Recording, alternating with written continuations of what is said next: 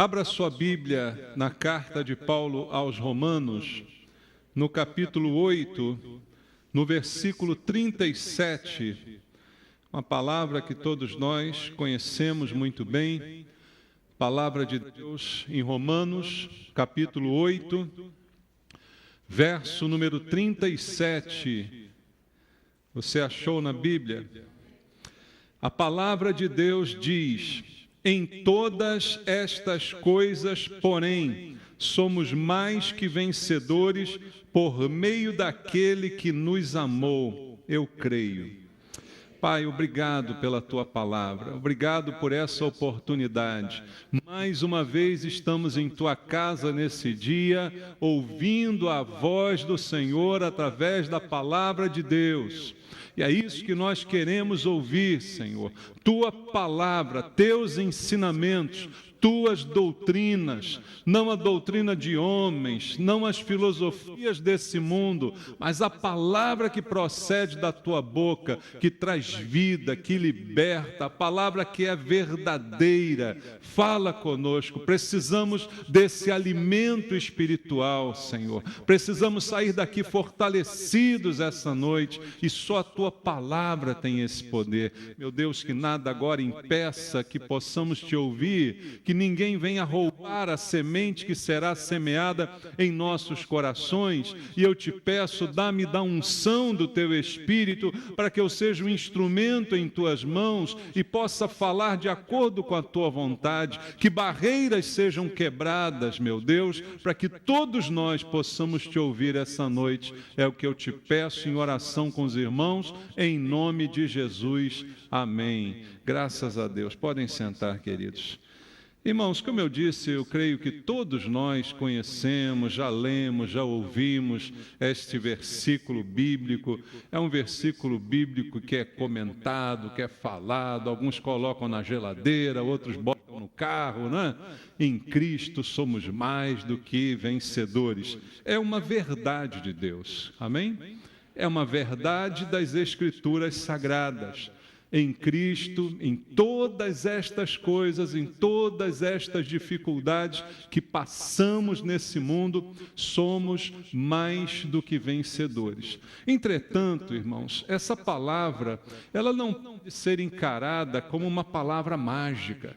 As pessoas estão muito acostumadas em suas crendices, né, a buscarem palavras mágicas, a dizerem coisas que façam coisas acontecer. Isso não é um abracadabra, não é? Isso não é uma palavra para trazer algo mágico sobre a nossa vida. Isso é uma constatação da palavra de Deus.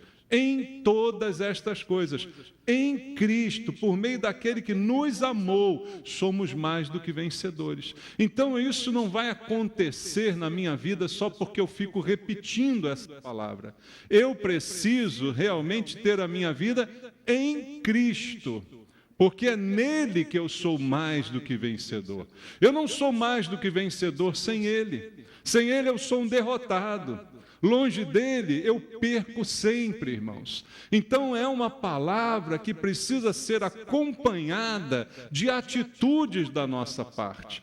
Não adianta Deus dizer alguma coisa sobre mim se eu me recuso a agir de acordo com aquilo que ele diz. A palavra de Deus é a verdade e é poderosa. Poderosa, inclusive, para trazer à existência aquilo que não existe. Mas em relação a nós, nós precisamos viver de acordo com ela, para que ela realmente, efetivamente, se cumpra em nossa vida. Porque se eu não quero ser um vencedor, não é o fato da Bíblia diz que eu seja mais que vencedor que me tornará.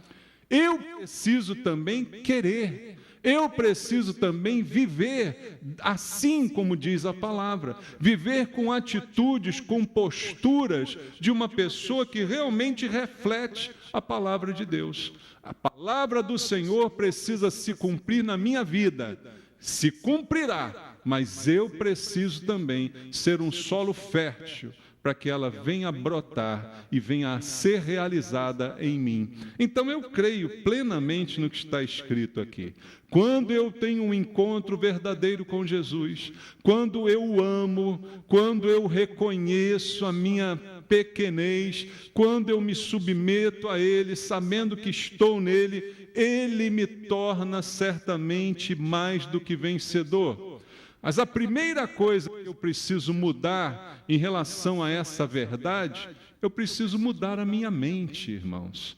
Temos falado, algumas vezes já foi repetido aqui ultimamente por mim, pelos pastores, o texto de Romanos capítulo 12, transformação da mente. A mentalidade precisa ser mudada. Ninguém será um vencedor com mentalidade de perdedor. Dá para entender isso? Existe uma mentalidade de perdedor.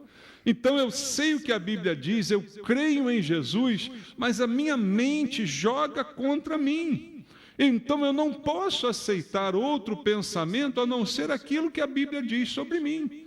Se ela diz que eu sou mais que vencedor, eu preciso agir como alguém que é mais que vencedor. Eu preciso pensar como alguém que é mais do que vencedor. A minha mentalidade em relação a tudo isso deve ser mudada, porque a minha mente precisa ser renovada e preservada.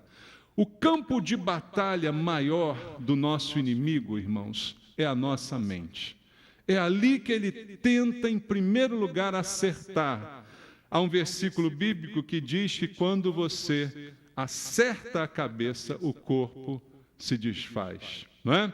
Então é na cabeça que Satanás tem nos atacado.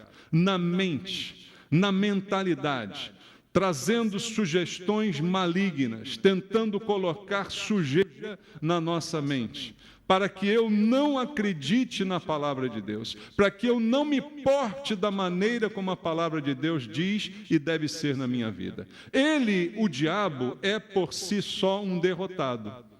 Não é verdade? Não é o que a Bíblia diz? Que o seu fim está determinado? Ele é um derrotado. Então ele não suporta saber que nós somos vitoriosos. Ele não gosta que você seja um vitorioso. Ele odeia esse versículo, quando Deus diz que você em Cristo é mais do que apenas um vencedor. Ele odeia que isso se cumpra na nossa vida. Então ele faz de tudo atacando a nossa mente, para que isso não se torne realidade, para que a gente não viva o que a palavra de Deus diz. A palavra de Deus diz coisas maravilhosas, mas eu não consigo vivê-las, porque a minha atitude não condiz com ela. Os meus pensamentos não são os pensamentos de Deus. A Bíblia diz que eles deveriam ser os pensamentos de Deus. No que eu devo pensar? A palavra de Deus diz em coisas boas, em coisas puras, em coisas de boa fama, em louvor. É nisso que eu devo pensar, é isso que deve ocupar o meu coração. Entretanto, muitas pessoas não vivem assim, vivem pensando de forma horrível. Por isso não conseguem viver aquilo que a Bíblia diz sobre elas. Irmãos, eu creio e tanto comento com você aquele versículo no mesmo capítulo 28, Romanos 8, 28. Todas as coisas cooperam para o bem daqueles que amam a Deus e são chamados segundo o seu propósito. Eu creio nisso, mas eu tenho que amar a Deus. Eu tenho que crer no meu chamado. Eu tenho que agir como quem ama. Eu tenho que agir como quem confia, para que eu experimente essa verdade na minha vida, de que todas as coisas, independente das circunstâncias, de alguma maneira, Deus faz com que cooperem para o meu bem. É assim que eu sou mais do que vencedor. Eu não sou mais do que vencedor porque apenas venço. Se eu venço, eu sou um vencedor. Concorda? Mas o que é ser mais do que um vencedor apenas? É vencer em todas as circunstâncias, até quando eu perco. Até quando eu tenho uma derrota, eu sou um vencedor. Porque todas as coisas cooperam para o meu bem. Então é necessário que essa palavra se cumpra em mim, mas de acordo com uma mudança na minha mente, de acordo com a mudança na minha atitude. Tem pessoas que têm atitudes de derrotados, têm mentalidade de derrotados, são oprimidos pelo maligno, que vem achacar a sua mente com tantas coisas ruins, e na mente daquela pessoa só é espaço para coisa ruim. Ela não consegue ser mais do que vencedora. ela não consegue crer que tudo coopera para o seu bem, porque ela vive a reclamar dos azares da vida, porque a sua mente tem sido dominada pelo maligno, que é um grande derrotado, e ele quer transmitir derrota para essa pessoa. Então eu quero passar para você aqui essa noite alguns versículos, algumas passagens bíblicas que vão mostrar características de um vencedor, que eu e você precisamos mostrar na nossa vida, para que esse versículo não seja apenas um versículo de colar em geladeira, mas que seja uma verdade na nossa vida. Que realmente você seja vencedor até quando você experimenta uma dificuldade na vida.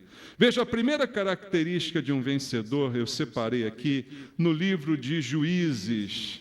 Lá no livro de Juízes, a gente encontra aqui um homem que se tornou um vencedor. Mas veja só, como ele teve uma postura diferente. Juízes capítulo 6, versículo 15 e versículo 16. Nós estamos falando de Gideão, você deve conhecer a história. No versículo 15 do capítulo 6 de Juízes, diz assim a Bíblia: E ele disse: Ai, Senhor meu, com que livrarei Israel? Eis que a minha família é a mais pobre em Manassés, e eu, o menor na casa de meu pai.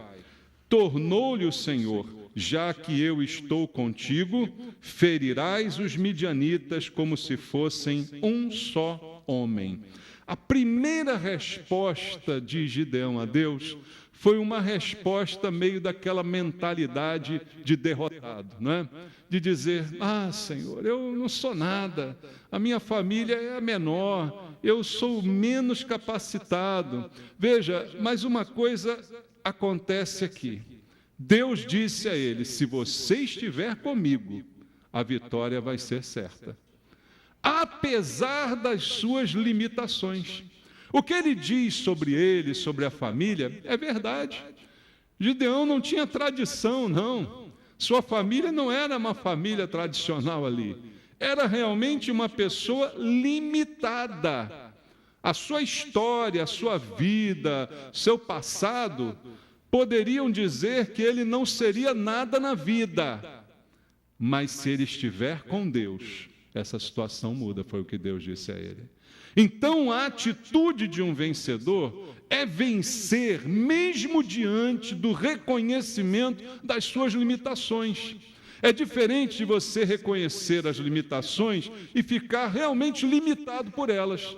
Dizer assim: ah, eu nunca vou conseguir, eu nunca vou vencer, eu não vou dar certo, porque eu assim, porque assado, porque eu vivi assim, porque a minha infância foi horrível, porque eu não tive chance, eu não tive oportunidade. E aí você para nessa frase, para nesse discurso, para nessa mentalidade. Aí realmente não tem jeito. Gideão disse isso, mas Deus disse a ele, está dizendo a você essa noite: se eu estiver com você, você vai ser um vencedor. Se eu estiver com você, as limitações serão superadas e você vai vencê-las. Então Gideão venceu no poder de Deus, não foi no seu próprio poder. Apesar da dificuldade de ser pequeno, de ser pobre, de ter uma família humilde, ele venceu. Mas por quê? Deu sorte na vida? Não. Ele creu em Deus e ele se apegou ao Senhor. Assim deve ser a reação de um vencedor. A postura deve ser diferente. Reconheço as minhas limitações, mas sei que com Deus eu posso ser muito mais do que imagino. Eu posso chegar muito mais longe do que penso. Não por mim, mas por causa do Senhor. E eu sou fiel a Ele, Ele é fiel a mim. Em Êxodo capítulo 4, veja outro exemplo bem semelhante que você conhece na Bíblia. Êxodo capítulo 4, versículo número 10. É a história aqui de Moisés, né, que também foi chamado por Deus para uma grande missão. E aí no versículo 10 a Bíblia diz: então disse Moisés ao Senhor, Senhor, sempre começa com tá vendo? O Gideão foi uma coisa, Senhor, eu nunca fui eloquente, nem outrora, nem depois que falaste a teu servo, pois sou pesado de boca e pesado de língua. Moisés diz a Deus: eu tenho um problema, eu não consigo falar direito.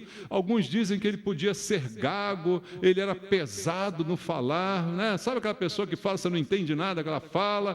Como é que ele vai transmitir a mensagem de Deus assim, irmãos? Como é que ele vai? Eu conheço um pastor gago, você conhece? Eu conheço um pastor gago.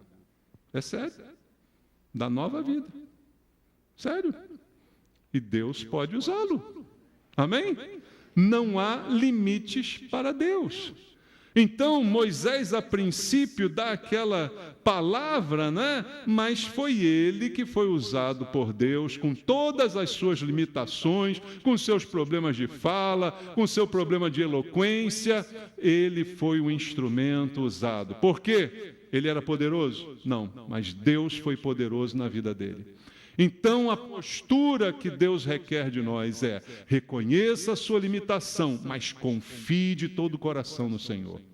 Confie de todo o coração no que a Bíblia diz: em Cristo eu sou mais do que vencedor, mesmo tendo as minhas limitações. Outro exemplo que você conhece, Jeremias, mesma história, Jeremias capítulo 1, leia lá comigo, Jeremias, o livro do profeta Jeremias, também chamado por Deus, apresenta a Deus a sua limitação, capítulo 1, versículo 6, a gente conhece a passagem, está escrito assim: então lhe disse eu, Senhor, a mesma frase, Senhor Deus, eis que não sei falar, porque não passo de uma criança.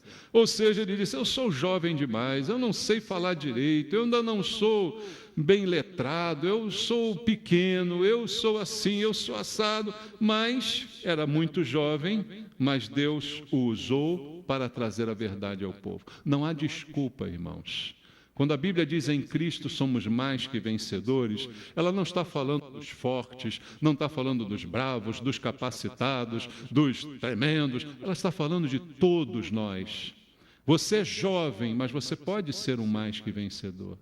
Você é velho, mas você pode ser mais do que vencedor. Você tem limites na sua vida, você tem uma criação difícil, você tem uma condição financeira complicada, mas Deus pode fazer de você mais do que vencedor. Reconheça a limitação, mas reconheça também que Deus é Deus para transformar essas situações. Que Deus é Deus para tirar toda e qualquer limitação, não há limites. E outro exemplo também é um profeta, Isaías. A mesma história, Isaías capítulo 6, versículo 5, quando ele foi chamado por Deus, a princípio também deu ali uma palavra de que não estaria apto. Isaías capítulo 6, verso 5, diz: então disse eu, esse falou diferente, ai de mim, quase a mesma coisa, né?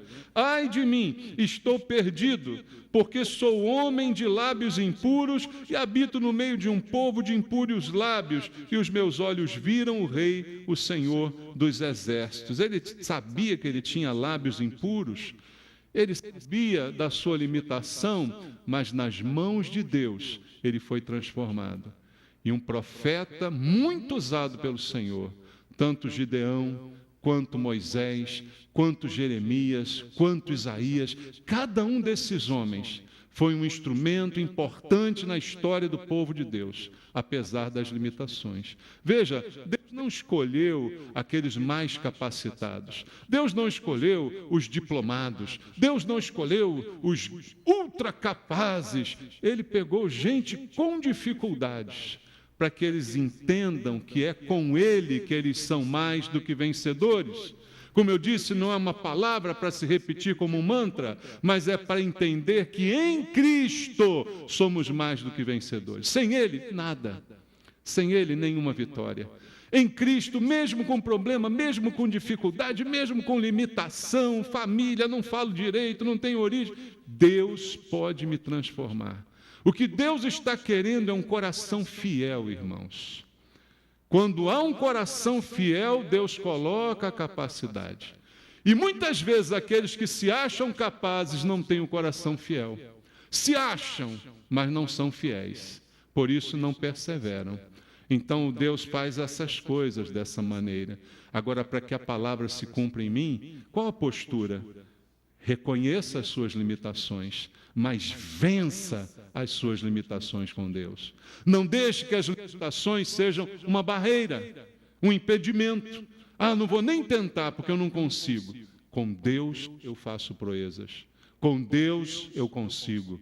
Essa é a postura e o pensamento de um vencedor. Por isso eu disse, o pensamento tem que mudar. Ainda na Bíblia você encontra uma segunda característica em Filipenses capítulo 4. Vamos ler a Bíblia em Filipenses, carta de Paulo, capítulo número 4, versículo 6 até o versículo 13. Também um texto bem conhecido, Filipenses capítulo 4, do verso 6 ao verso 13, o apóstolo Paulo diz: não andeis ansiosos de coisa alguma, em tudo, porém, sejam conhecidas diante de Deus as vossas petições, pela oração e pela súplica, com ações de graças, e a paz de Deus, que excede todo entendimento, guardará o vosso coração e a vossa mente em Cristo Jesus. Finalmente, irmãos, tudo que é verdadeiro, tudo que é respeitável, tudo que é justo, tudo que é puro, tudo que é amável, tudo que é de boa fama,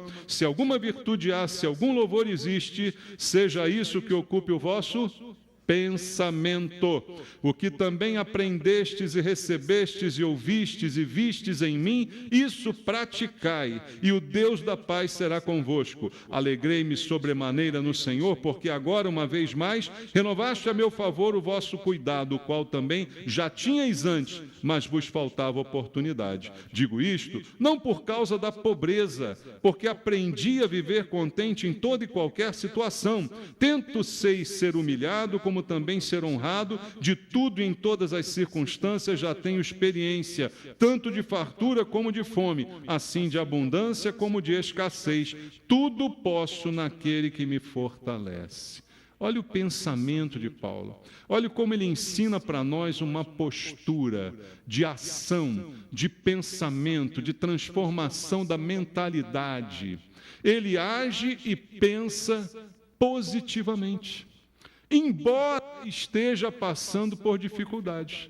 Quando ele fala aqui do versículo 10 em diante, ele fala de uma oferta que a igreja fez a ele para suprimento, porque ele estava experimentando necessidades. E no 11 e no 12 ele diz: eu tenho experiência de todas essas coisas. Eu sei passar fome, eu sei ter abundância, eu sei ser humilhado, eu sei ser honrado. E ele termina dizendo: tudo eu posso naquele que me fortalece. Posso passar fome, posso ter abundância, posso ser humilhado, posso ser honrado, tudo eu posso. Mas antes de dizer tudo isso, o que ele falou? Não ande ansioso. Fale com Deus da sua necessidade, experimente a paz que excede todo o entendimento, né? E aí pense diferente, mude o teu pensamento, tudo que é puro, respeitável, justo, de boa fama, amável, isso que tem que ocupar a mente, e não as coisas ruins. Veja, a atitude esperada aqui por Deus é que a gente tenha pensamentos bons, que a gente tenha atitudes boas, não baseadas em circunstâncias. Estou sofrendo agora, então agora eu sou um derrotado. Não, isso é momentâneo, isso vai passar, porque em Cristo você é mais do que vencedor. Eu estou passando fome, em Cristo você é mais do que vencedor, isso vai passar. Deus está te ensinando alguma coisa com isso. Todas as coisas cooperam para o bem. Alguma coisa Deus quer mostrar para você. E quando isso passar, mas eu estou sendo humilhado, faz parte da vida, você só quer ser exaltado? Paulo aprendeu a ser humilhado, mas também ser exaltado. Tudo isso faz parte da vida. Mas a minha mente não pode ser contaminada com a derrota. É essa a lição que Paulo está aqui nos dando. E esse pensamento, essa atitude, a gente encontra também em Josué e Calebe. Você lembra de Josué e Calebe? Lá em Números capítulo 13, versículo 30, Veja, é a mesma atitude, o mesmo pensamento. E eu não estou falando aqui, irmãos, de pensamento positivo, tá? Nada disso, que isso é balela, isso é superstição. Eu estou falando de transformação da mente. É diferente do que ficar pensando positivo para acontecer, não é isso. É confiança em Deus e não na superstição, entenda a diferença? Mas a mente precisa ser mudada. Veja Josué e Caleb em Números capítulo 13, versículo 30, diz assim: então Caleb fez calar o povo perante Moisés e disse: eia, subamos e possuamos a terra, porque certamente prevaleceremos contra ela. Josué e Caleb viram a mesma cena que os outros 10 espias viram, só que viram com olhos diferentes, com pensamento diferente. O que eles disseram era verdade, a terra era muito boa, mas tinha muitas fortificações, um povo muito grande, muitas dificuldades para que aquela terra fosse tomada, e seria realmente algo muito difícil de se realizar. Esse era o retrato realmente do que estava ali. Não inventaram nada. Só que Josué e Caleb viram além disso. Eles viram Deus agindo. Certamente Deus vai nos ajudar e nós vamos tomar essa terra. Vamos subir, porque nós vamos mudar essa situação. Essa é a atitude do vencedor. Qual é a atitude do derrotado? Ah, não, é muito difícil. Eu nunca vou conseguir. É muita dificuldade. Ah, não vou nem começar essa faculdade, porque eu nunca vou chegar no fim. Não vou nem entrar nesse curso, não vai dar certo. Eu acho que eu nem vou casar, que eu vejo casamento tudo dando errado. Não tem gente assim hoje? Isso é mentalidade de derrotado, irmão. Mentalidade do vencedor é: com Deus eu vou vencer as barreiras. Com Deus eu vou completar o que eu comecei. Deus vai me ajudar, eu vou vencer os obstáculos, eu vou vencer as coisas que vão tentar me impedir. E a mesma coisa Paulo mostra nesse mesmo capítulo, olha, Romanos 8, aonde nós estamos lendo, né? Ele aqui no mesmo capítulo tem uma atitude assim. Versículo 28, que você já conhece, né? E a partir do 29 ele diz: porquanto aos que de antemão conheceu, e também os predestinou para serem conformes à imagem do seu Filho, a fim de que seja o primogênito de entre muitos irmãos.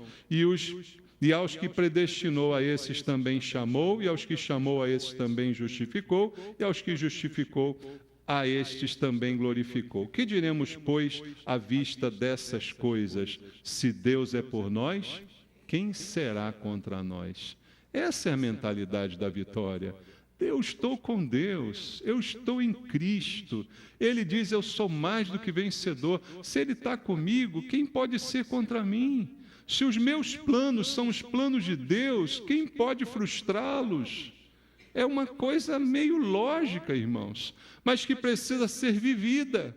Atitudes têm que mudar em você, pensamentos têm que mudar. Você perde muitas vezes só na cabeça. Só na cabeça já perdeu. Antes de tentar, você já desistiu. Só na cabeça você já é um derrotado. E isso não é condizente com a palavra de Deus. Veja, outra característica de um homem vitorioso, de uma mulher vitoriosa, é não esperar a aprovação de todas as pessoas. Quero ler com você Lucas capítulo 13, versículo 10.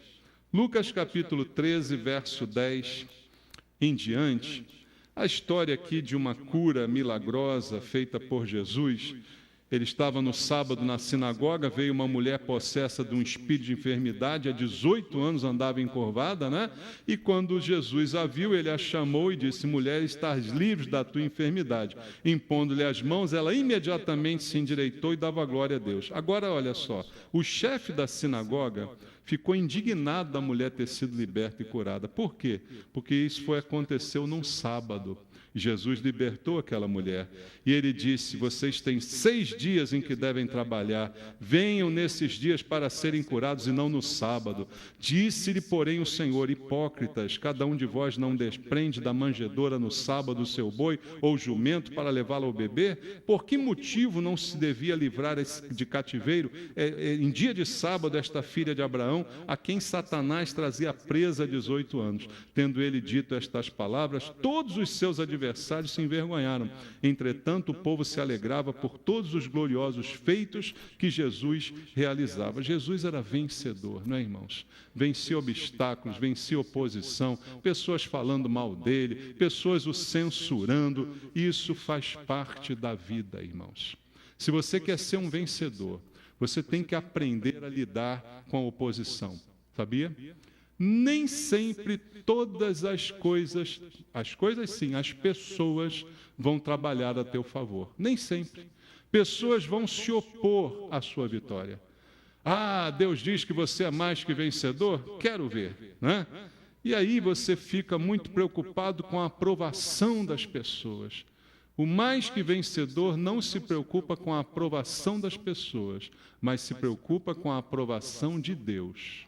Se você tem a aprovação de Deus, você não precisa da aprovação das pessoas para se dar bem. Você não precisa ser aprovado por homens para ser vencedor, mas você deve ser aprovado por Deus. Há um texto em Atos capítulo 5, versículo 29, que nós muito bem conhecemos, em que os apóstolos falam exatamente sobre isso. Não é a aprovação dos homens que me preocupa, mas a aprovação de Deus. Atos 5, 29. Então Pedro e os demais apóstolos afirmaram: antes importa obedecer a Deus do que aos homens.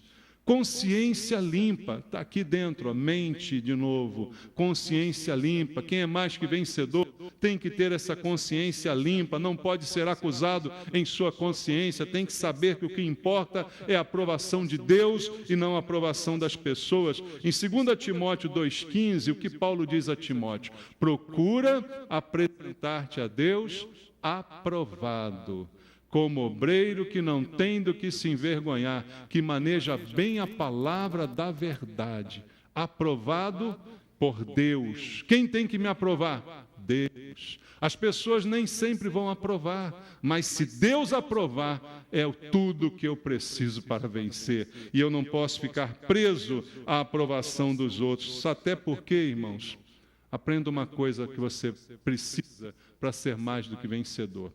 Não espere agradar a todo mundo, porque é impossível. Sabia disso? Não existe unanimidade, irmãos. Ninguém consegue agradar todo mundo, nem Jesus. Vamos ler Lucas capítulo 7. Lucas capítulo 7, versículo 31 a 35. Lucas 7, do 31 ao 35, a palavra do Senhor diz: aqui, pois, comparareis os homens da presente geração, a que são eles semelhantes. São semelhantes a meninos que, sentados na praça, gritam uns para os outros: nós vos tocamos flauta e não dançastes, entoamos lamentações e não chorastes, pois veio João Batista não comendo pão nem bebendo vinho, e dizeis: tem demônio. Veio o Filho do Homem comendo e bebendo, e dizeis: eis aí um glutão e bebedor de vinho, amigo de publicanos e pecadores. Mas a sabedoria é justificada por todos os seus filhos. Nem Jesus agradou a todos. As pessoas gostam de falar mal. Falar mal é que vem de jornal. Você já viu isso? Né? Falar mal é que dá notícia. Falar bem não é o que é popular. Então, Jesus não agradou a todos. João Batista foi criticado por uma coisa, Jesus era criticado por outra coisa. Então as pessoas criticam um porque não faz e criticam o outro porque faz aquilo que elas dizem que o outro não faz. A mesma pessoa é capaz de criticar. Por isso eu não espero ser unanimidade. Eu sei que tem gente aqui que gosta de mim, tem gente que mais ou menos, tem gente que me atura, tem gente que quer me ver pelas costas. Isso é normal, tá bom? Não tem problema, porque ninguém vai agradar a todo mundo. Ninguém vai ser uma unanimidade. Se você quer ser um vencedor, aprenda esta realidade. Se você viver procurando agradar as pessoas, você não vai agradar a Deus em primeiro lugar. E o que faz você ser vencedor, lembra? É estar debaixo da mão de Deus. É isso que vai fazer toda a diferença na sua vida. Outra coisa importante, agora vamos lá aquele texto que eu citei, em Romanos 12, 2. Está aqui mais uma vez, vamos comentar sobre ele. Romanos 12, versículo 2. E não vos conformeis com este século, mas transformai-vos pela renovação da vossa mente, para que experimenteis qual seja a boa, agradável e perfeita vontade de Deus. Não se conforme com outras coisas, busque sempre o padrão de Deus. Não vos conformeis com este século. O que quer dizer isso? Conformar é no sentido de tomar a forma. Não se conforme com as coisas desse mundo. Não se hoje em dia é assim mesmo e pronto, eu vou ter que viver assim, porque assim é o mundo. Você não é desse mundo, entendeu isso? Não se tome a forma do mundo, mas sim a forma de Deus. E com isso, renovação da mente. Aí você experimenta a boa, perfeita, agradável vontade de Deus. E outra coisa que esse texto denota também é o chamado conformismo, que são aquelas pessoas que se conformam com toda e qualquer situação no sentido de tomar a forma e de aceitar passivamente tudo o que acontece. Quem é mais do que vencedor não se torna um conformista, de dizer, é a vida, é assim Deus quis e tal. Não é essa atitude que Deus espera de você. Você pode até colocar as suas limitações para Deus, mas tem que se apegar a Ele, sabendo com Ele, eu vou vencer. Ele vai me ajudar, eu vou experimentar sua boa vontade. Irmãos, a vida de um cristão tem que ser assim.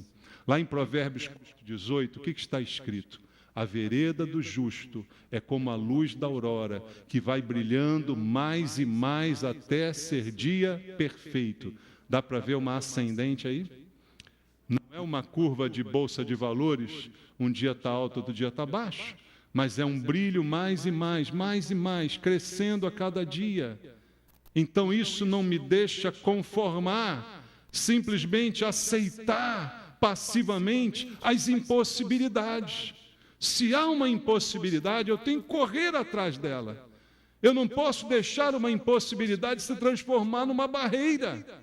Eu não entendo uma coisa, eu tenho que buscar entender. Eu tenho que quebrar minha cabeça ali até eu conseguir entender. Eu não posso deixar que uma barreira seja erguida. Pessoas dizem assim, eu nunca vou aprender inglês. Realmente, se você falar assim, você nunca vai aprender inglês. Agora, se você disser assim, olha, tem lá nos Estados Unidos criança de 2 anos falando inglês. Eu tenho aqui 50 anos, não vou falar inglês, por quê? A criança de 2 anos é melhor do que eu. Eu vou falar inglês. Eu nem que eu faça a última coisa da minha vida, você vai, mergulha, daqui a pouco você fala inglês. Agora você diz, não, isso nunca vai entrar na minha cabeça. E matemática, nunca. Aí nunca mesmo, entende? Isso é conformismo. Isso é se conformar com a limitação. Isso é não querer que a sua luz brilhe mais e mais, até se tornar dia perfeito. Outra coisa importante, já falta só meia hora, estou acabando, tá? Fica calmo. Outra coisa importante, 2 Reis, capítulo 6. 2 Reis, capítulo 6, a outra atitude também que a gente precisa aprender a viver. 2 Reis, capítulo número 6, versículo do 1 até o 3. Eu preciso saber ouvir críticas. Vencedor precisa saber ser criticado. Como eu disse, ninguém agrada a todo mundo. E se na primeira crítica que te fizerem você chutar o balde, você nunca vai ser um vencedor. A crítica, mesmo quando é ruim, ela precisa ser digerida para que a gente possa aprender alguma coisa com ela. A gente precisa digerir aquelas coisas. Nesse exemplo aqui, quando Eliseu faz flutuar o machado, você conhece o texto, mas eu quero me ater aqui aos primeiros versículos, diz assim, disseram os discípulos dos profetas a Eliseu, eis que o lugar em que habitamos contigo é estreito demais para nós. Vamos, pois, até ao Jordão, tomemos de lá cada um de nós uma viga, construamos um lugar que habitemos. Respondeu ele, ide. Disse um, serve-te de ir com os teus servos. Ele tornou, eu irei. E ele foi. Veja, a princípio ele sofreu uma crítica, porque quem era o chefe ali da área? Era ele. Quem era o responsável pela escola de profetas? Era ele. Mas não foi ele que viu a necessidade de aumentar o lugar. De repente, para ele estava bom. Todo mundo exprimido lá, né? Todo mundo dormindo um em cima do outro. Para ele estava bom. Mas os discípulos chegaram para ele e disseram assim: Eliseu, a gente está vendo que esse negócio está estreito aqui, não está dando. Ninguém consegue respirar aqui dentro. Nós vamos fazer aqui uma ampliação. Ele disse: está bom, pode ir. Mas você não quer ir com a gente, não? Ele: está bom, eu vou. Você vê, não teve crise, né, irmão? Hoje em dia as pessoas entram em crise por cada coisa boba. Ah, o irmão chegou, deu um palpite no meu ministério, quem ele pensa que é? De repente ele está vendo uma coisa que você não está vendo, você é cego. Ele está vendo. Não custa você escutar, dizer, quem sabe? Qualquer ideia é bem-vinda, irmão. Não existe, uma coisa que eu digo aqui várias vezes, perguntar não ofende. Mas tem gente que se ofende fácil com uma pergunta. Eu não me ofendo com pergunta nenhuma. Pode perguntar: você é homem? Sou. Então, vou ficar ofendido se você perguntar aos homens? Não, hoje em dia está difícil saber. Né? Você é ladrão? Não. Pronto. Vou me ofender porque a pessoa acha que eu sou ladrão? Não vou. Perguntar não ofende. Não ofende. A gente precisa saber lidar com essas críticas. Tem gente que recebe uma crítica, pronto, desmonta.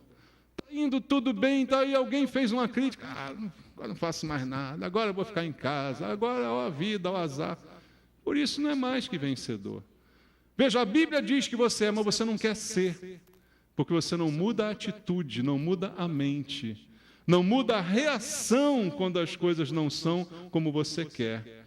Então, queridos, críticas podem até nos melhorar, não necessariamente nos derrubar. Em Gálatas, no capítulo 2, vamos ler? Gálatas, capítulo número 2, carta de Paulo aos Gálatas, capítulo número 2, versículo 11 até o versículo 14. Quando, porém, Cefas veio a Antioquia, resistir face a face, porque se tornara repreensível. Com efeito, antes de chegarem alguns da parte de Tiago, comia com os gentios. Quando, porém, chegaram, afastou-se, por fim, veio apartar-se, temendo os da circuncisão. E também os demais judeus dissimularam com ele, a ponto de o próprio Barnabé ter se deixado levar pela dissimulação deles. Quando, porém, vi que não procediam corretamente, segundo a verdade do Evangelho, disse a Cefas, na presença de todos: se, sendo tu judeu, vives como gentio e não como judeu, por que obrigas os gentios a viverem como judeus? Esse é um episódio em que a Bíblia narra Paulo repreendendo Cefas. Quem é Cefas? Pedro, né? Pedro. E por que ele estava repreendendo Pedro? Porque ele merecia uma repreensão. Ele estava assumindo um comportamento duplo. Ele estava no meio dos gentios, comendo com os gentios, vivendo como se fosse um gentio, esquecido dos costumes judaicos. Quando chegaram alguns de Jerusalém, acompanhados a mando de Tiago, ele disse: opa, chegaram os judeus aí, agora eu vou fingir que eu sou judeu de novo. Aí parou de comer com os outros, começou a fazer diferença de uma coisa e outra. Paulo disse: espera aí, meu irmão, está errado isso aí. Você tem que ser uma pessoa só, em qualquer circunstância, a tua postura tem que ser igual. E ele repreendeu Pedro. E depois eu não acho em nenhum lugar na Bíblia dizendo que ele ficou de mal com Pedro, que Pedro ficou de mal com ele. Você vê na Bíblia isso? Pelo contrário, eu vejo lá na carta de Pedro, ele elogiando Paulo, dizendo que as cartas de Paulo tinham algumas palavras difíceis de entender, mas que são verdades. Pedro está elogiando Paulo. Não ficou de birrinha, não ficou de bico, não ficou de mal, não passou por Paulo pelo outro lado da rua fingindo que não viu. Não é assim, irmãos? Por que isso acontece? Porque assim é um vencedor. Assim deve ser um vencedor. Saber ouvir as críticas. Você pode ser criticado, sabia? Alguém pode não concordar. A crítica pode estar certa ou a crítica pode estar errada. No caso de Paulo, estava certa. Mas se tivesse errado também, não tem problema. Qual o problema? O mundo não vai acabar porque alguém falou mal de você, porque alguém não gostou do que você fez. Faz parte da vida. Você, quando leva isso a sério, deixa de ser mais que vencedor e se torna um derrotado.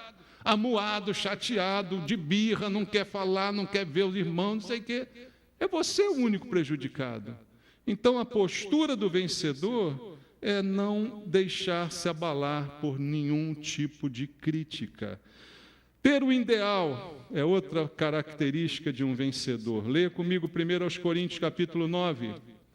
1 aos Coríntios, capítulo 9, verso 25. Está escrito: todo atleta em tudo se domina, aqueles para alcançar uma coroa corruptível, nós, porém, a incorruptível. Assim corro também eu, não sem meta, assim luto, não como desferindo golpes no ar, mas esmurro o meu corpo e o reduzo à escravidão, para que, tendo pregado a outros, não venha eu mesmo a ser desqualificado.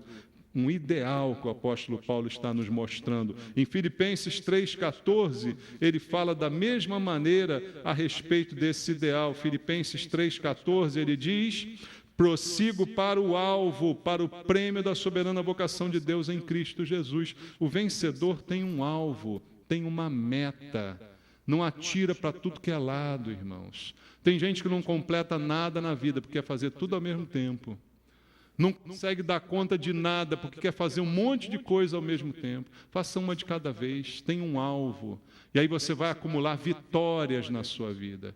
Vitórias, começou e concluiu, porque havia uma meta, havia um alvo a ser perseguido. Isso é característica de um vencedor. E por fim, o último conselho que eu quero te dar, baseado na Bíblia, para que você seja mais do que vencedor. Gálatas capítulo 5, vamos ler? Gálatas capítulo 5, versículo número 23. Gálatas 5, versículo número 23. Está dentro aqui do fruto do Espírito: mansidão, domínio próprio. Contra estas coisas não há lei. Agora leia comigo Tiago 4:7, o último versículo que nós vamos ler essa noite. Tiago 4:7. Diz assim: sujeitai-vos, portanto, a Deus, mas resisti ao diabo e ele fugirá de vós. O que esses dois versículos têm em comum? O primeiro, um fruto do Espírito que diz que eu tenho que ser manso e ter domínio próprio. O outro, um conselho de Deus para que eu me sujeite a Ele, para que eu possa resistir ao diabo. Sabe qual é a lição aqui que o mais que vencedor tem que aprender? Você tem que aprender a dizer não. Sabia disso? Para ser mais do que vencedor, você precisa aprender a dizer não. Há pessoas que não sabem dizer não. Isso é um problema enorme. Você não sabe dizer não, então você se torna refém de todas as pessoas ao teu redor. Mas independente dos outros, há duas pessoas para quem você tem que aprender a dizer não. A primeira pessoa que você tem que aprender a dizer não é para você mesmo. Diga não para você mesmo. Você diz assim: eu não consigo ser manso, eu não consigo me dominar. Quer dizer que você não sabe dizer não para você. Diga não para você e você será manso. Diga não para você e você terá domínio próprio. É só dizer não para a sua vontade. A minha vontade é estrangular aquela pessoa. Diga não, não, não, você não vai estrangular aquela pessoa. Tá bom? Eu vou responder. Não, você não vai responder, você vai ficar quietinho aí. Tá bom? Eu vou me vingar. Não, não, não, você não vai se vingar. Mais que vencedor diz não para si mesmo. Domínio sobre si. Esmurro o meu próprio corpo, como diz Paulo, reduzo a escravidão. Isso é domínio, que é necessário, que precisa acontecer. É necessário saber dizer não também para os outros, como eu já disse aqui. Você não pode ficar refém dos outros.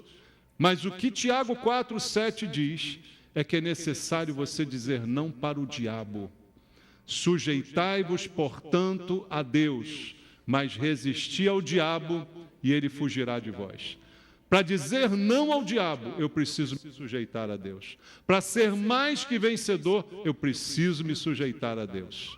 E aí aprender a dizer não para mim, para minha carne, para minha vontade, não para o diabo que tenta colocar sugestões na minha mente, que tenta botar minhoca na minha cabeça. Diga não para ele, resista a ele e ele fugirá de você, é o que diz a Bíblia. E aí não há mais como você deixar de ser um vencedor, que é aquilo que a Bíblia diz sobre você. Irmão, se a Bíblia diz que eu sou mais que vencedor, eu não consigo ser, tem alguma coisa errada. E está errado não com a Bíblia, está errado comigo. São as minhas atitudes que precisam mudar. A palavra me garante, mas eu não estou vivendo a palavra. Então eu preciso mudar as minhas atitudes. Mude, e a palavra se cumprirá na sua vida. Em Cristo, você é mais do que vencedor, por meio daquele que te amou, e Ele te ama para te fazer vencer. Amém? Glórias a Deus. Vamos louvar o Senhor.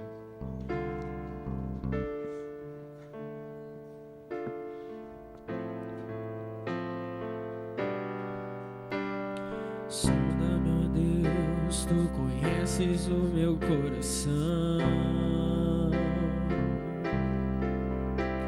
Retire os espinhos, me unge com a tua unção. Conheces os meus pensamentos, prostrado terei sentimentos de agradar ao Senhor, é o meu maior prazer. Se subo aos céus, tua presença comigo está. Se desço ao abismo, tua destra me guiará. Por terras e mares verei tua unção, presença constante no meu coração. Tua glória me faz muito mais que vencedor. E andando por um vale seco, tu fazes um manancial, e bebendo dessa água viva, sinto forças sem igual. Tenho sede do Deus vivo, minha alma precisa de ti. Quero te louvar e nesse vale te adorar. Vamos falar com Deus agora, irmãos. Fala com o Senhor essa noite. A palavra de Deus diz: em Cristo você é mais do que vencedor. Se você não está vivendo isso, se essa palavra não está se cumprindo, reconheça essa noite: Senhor, eu preciso mudar. Eu preciso mudar as minhas atitudes. Eu preciso controlar a qualidade dos meus pensamentos.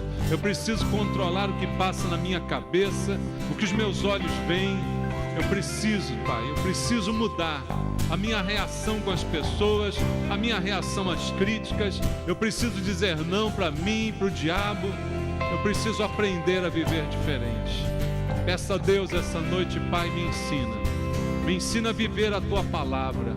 Senhor, em nome de Jesus, eu te peço, ajuda-nos a viver a verdade da palavra, para que ela não seja apenas uma frase feita, mas que ela seja realidade na nossa vida.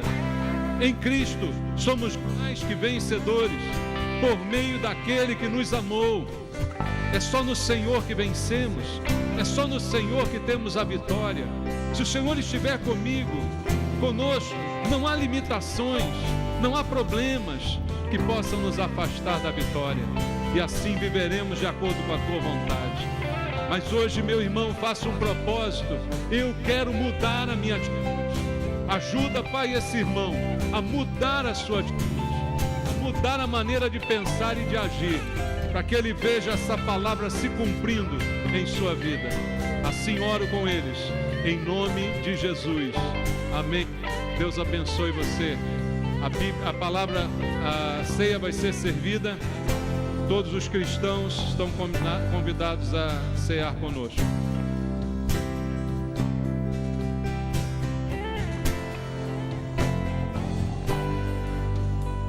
Sonda-me, ó Deus, tu conheces o meu coração. Retira os espinhos, me unge com a tua unção. Conheces os meus pensamentos, prostrado terei sentimentos de agradar ao Senhor. É o meu maior prazer. Se subo aos céus, tua presença comigo está.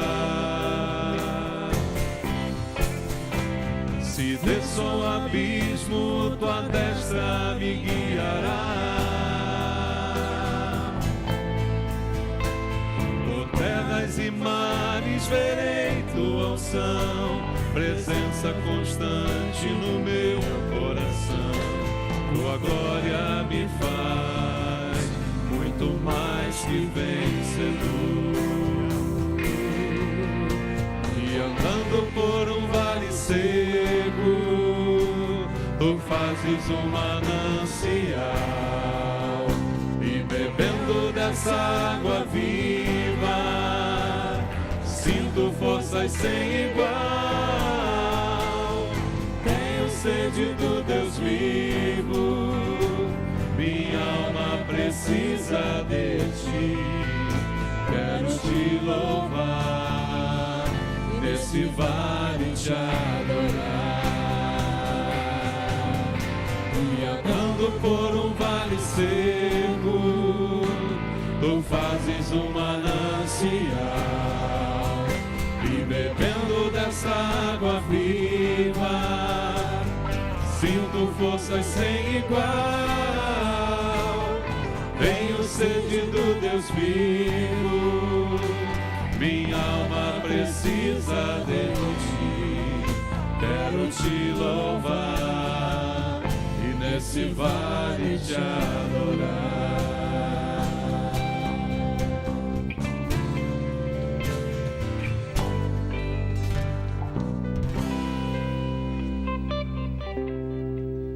Que privilégio nós temos de estar diante da mesa do Senhor. A mesa que o Senhor preparou para os seus discípulos mais chegados. É um grande privilégio que Ele nos dá, poder participar desse momento em sua memória, lembrando de todos os benefícios que ali recebemos. Nós, seus discípulos, fomos convidados para esse momento. Grande privilégio, Senhor, estar na tua mesa. Não somos dignos disso, mas o Senhor nos salvou e nos tornou aceitáveis diante de ti. Por isso, Pai, te agradecemos pelo pão que partimos, lembramos do que ele representa, o teu sofrimento, a tua dor na cruz por nós, para pagar o preço do nosso pecado, para levar sobre si as nossas dores, as nossas enfermidades, para levar sobre si a nossa iniquidade. Toda ela foi depositada sobre o Senhor na cruz. E nós te agradecemos por tudo que foi feito, porque assim fomos libertos do maior peso, da maior prisão da nossa vida, que é o pecado. Obrigado, Jesus, por esse pão. Oramos e participamos em nome de Jesus. Amém.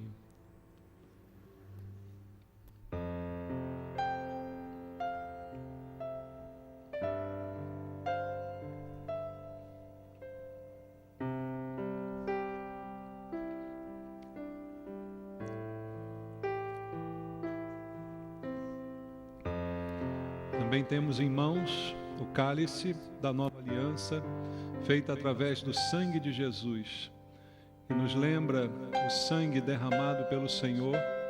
Como diz a Bíblia, sem derramamento de sangue não há remissão dos pecados. Ele derramou seu sangue uma única vez, para que todo aquele que nele crer não pereça, mas tenha a vida eterna. Ele é a propiciação dos nossos pecados, não somente pelos nossos, mas pelos do mundo inteiro.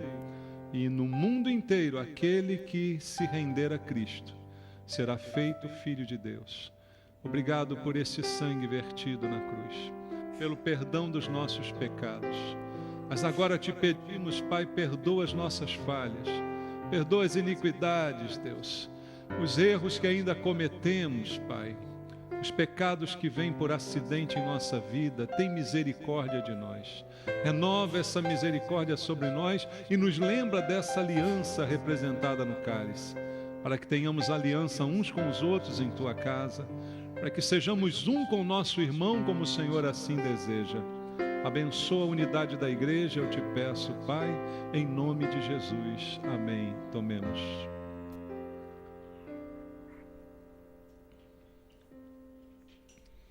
Obrigado, Senhor.